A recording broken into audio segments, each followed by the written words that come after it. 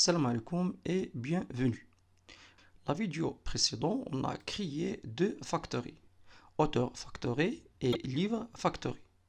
Et chaque factory a pour objectif de générer des valeurs de test ou bien des données de test et les stocker dans une table. Donc auteur factory, c'est pour générer des données de test pour le modèle auteur et donc pour la table auteur. Et livre factory pour générer des données de test pour le modèle livre et donc pour la table livre. Donc la question qu'on a posée, c'est comment déclencher le processus de génération et de stockage de ces données. Donc la réponse à cette question, c'est qu'on va utiliser une autre fonctionnalité fournie par Laravel, dite seeder. Un seeder est une classe qui a pour objectif de déclencher le processus de génération et de stockage de données fictives dans la base de données. Pour créer un seeder, on va utiliser la commande php artisan make seeder suivie du nom de seeder. Alors pour nous, on va créer deux seeders. Un seeder pour la table auteur et un seeder pour la table livre. Alors, la commande php artisan make seeder a pour effet d'ajouter un nouveau fichier PHP dans le dossier database seeders et puis ce fichier PHP va être utilisé afin de déclencher le processus de génération des données aléatoires. Et on a ici une petite remarque, c'est que Laravel nous a créé par défaut un seeder qui s'appelle database seeder. Et ce seeder peut être utilisé par la suite pour déclencher le processus de génération des données aléatoires. Alors, donc, j'ai deux factories.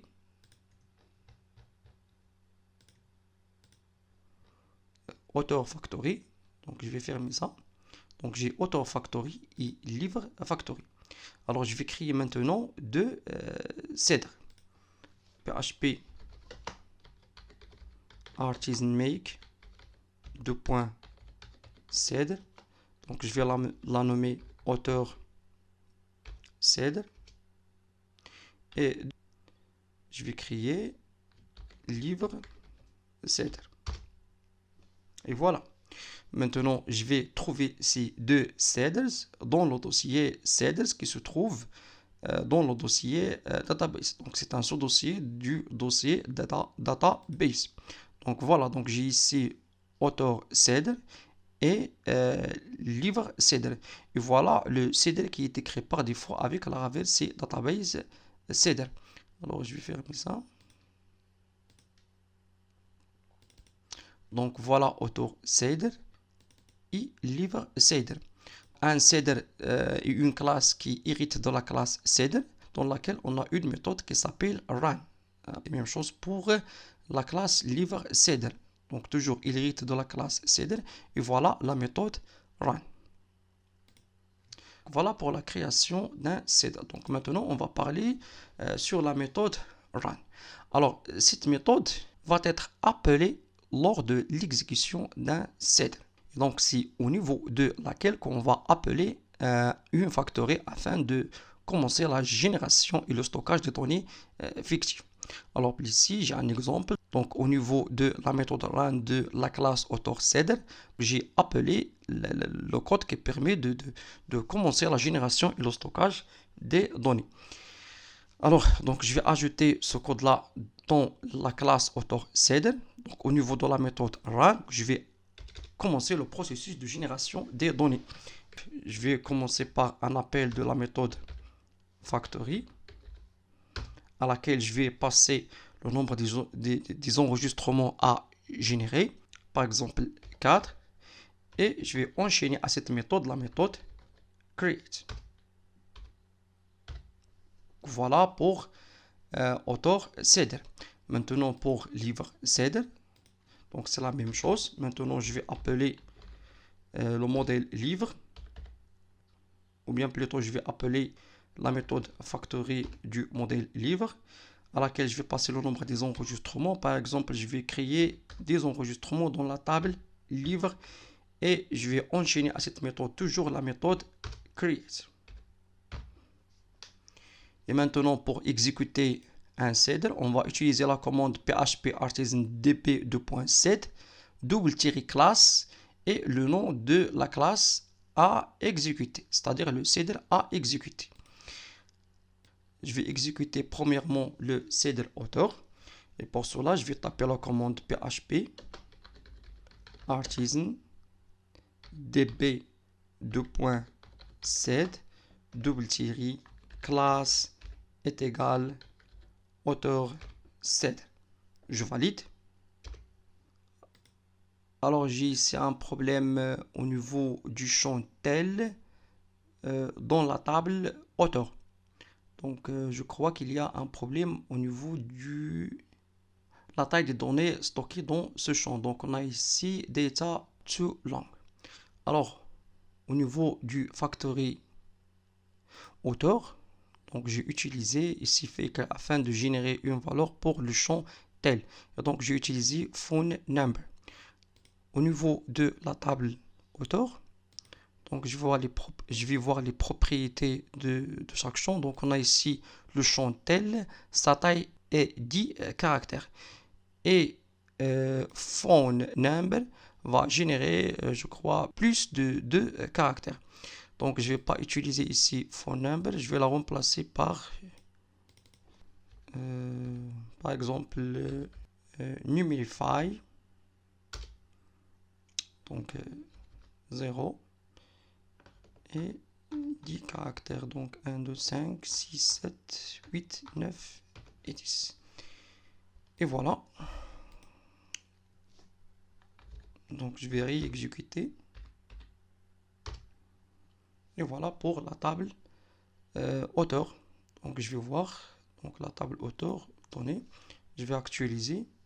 Et voilà donc Laravel a généré 4 enregistrements avec des valeurs aléatoires, puis avec des données aléatoires, et elle a stocké ces données dans la base de données. Alors, c'est la méthode store, regardez ici. Donc, c'est la méthode make qui a généré des instances, et c'est la méthode définition qui a généré des valeurs aléatoires, et c'est la méthode store qui a stocké les enregistrements dans la base de données. Alors maintenant pour la table livre, donc je vais exécuter le factory livre. Je valide. Je vais voir la table livre, données, actualisée. Et voilà 10 enregistrements dans la table livre. Alors maintenant, on a exécuté les deux cdrs un par un. Ici, on a par exemple 10 tables dans une base de données. Donc, il faut créer 10 cdrs. Et donc, on va exécuter ces 10 cdrs un par un. Alors, pour éviter cette manipulation, donc on va utiliser la méthode cal. Donc, avec cette méthode-là, on peut exécuter l'ensemble des cdrs en une seule fois. Donc, au niveau de la classe database cdr, je vais appeler la méthode cal à laquelle je vais passer l'ensemble des cdr. Et puis, je vais exécuter database cdr et par conséquence, je vais exécuter l'ensemble des cdrs. Par exemple, ici, au niveau de database cdr, alors dans la méthode run, je vais appeler la méthode cal à laquelle je vais passer les deux cdr, c'est-à-dire auteur cdr et livre cdr. Et pour exécuter le cdr database, on va utiliser seulement la commande php artisan db2.set, alors sans préciser la classe. Donc on va exécuter ça.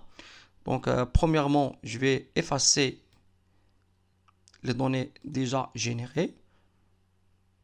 Supprimer, save. Pour la table auteur, supprimer, save. Maintenant, les deux tables sont vides. Alors, donc, j'ai deux cdr, auteur cdr et livre cdr. Maintenant, au lieu d'exécuter ces deux cdr un par un, donc je vais ici au niveau de database cdr, je vais utiliser la commande cal ou bien la méthode cal. Donc, this cal. Et à cette commande, donc je vais passer les deux cd. Premièrement, c'est hauteur cd. Donc cd 2.2. Classe, virgule, et le deuxième cd c'est livre cd point classe.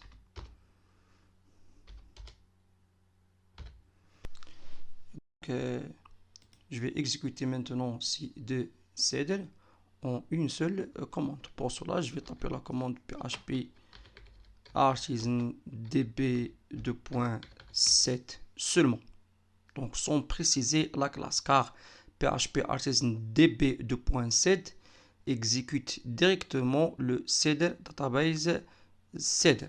Donc je valide et voilà. Maintenant au niveau de la base de données, donc je vais actualiser. Donc voilà les données de la table hauteur et voilà les données de la table livre. Donc voilà pour les CDLs. Merci pour votre attention et à la prochaine vidéo, Inch'Allah.